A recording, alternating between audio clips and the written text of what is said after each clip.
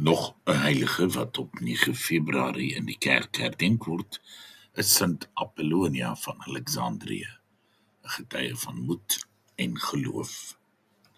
Sint Apollonia was 'n bejaarde vrou wat in die stad Alexandrië in Egipte geleef het.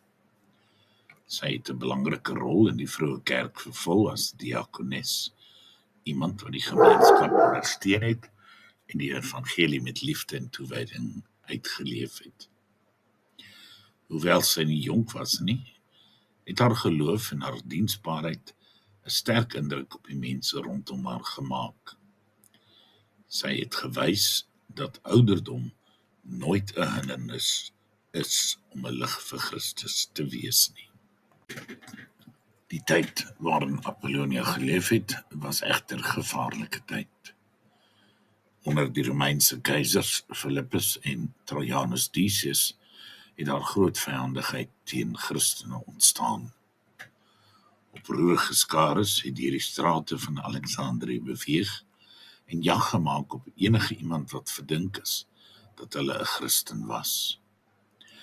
In hierdie atmosfeer van vrees en geweld is Apollonia gevange geneem en voor die skares gebring. Hulle het haar probeer dwing om Christus af te sweer, maar sy het geweier. Haar geloof was vir haar belangriker as haar eie lewe. Apollonia is toe wreed gefolter en sy is uiteindelik op 'n brandstapel verbrand.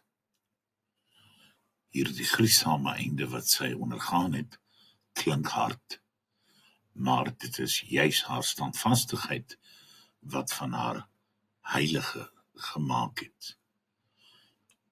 Sy het nie toegelaat dat vrees haar geloof breek nie. Haar moed het sterker gebrand as die vuur wat haar omring het. En dit is hoekom sy vandag nog onthou en vereer word. Uit haar lewe kan ons belangrike lesse leer. Eerstens leer sy ons moed om ons geloof te leef, selfs wanneer dit moeilik of ongewild is. Tweedens leer sy ons getrouheid, om nie ons waardes prys te gee nie, al is die druk baie groot.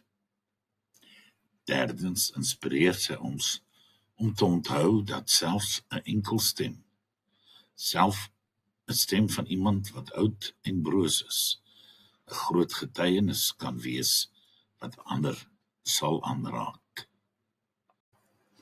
Apollonia word ook dikwels verbind met tandheelkunde, omdat tydens haar marteling al haar tande, natuurlik sonder narkose of pynmedikasie, getrek is. Vandag vra mense dikwels om haar voorspraak wanneer hulle tandpyn ervaar, wat 'n unieke en 'n menslike kant van haar heiligheid wys. Sint Apollonia se storie is dus nie net 'n geskiedenisles nie, maar dit herinner ons dat geloof en moed hand aan hand gaan. Sy het in haar geloof vasgestaan en sy inspireer ons om dieselfde te doen. Wanneer ons voel dat ons geleend is in ons geloof, kan ons na haar kyk en ons kan onthou dat ons lig nooit geblus kan word as ons aan God en Christus getrou bly nie.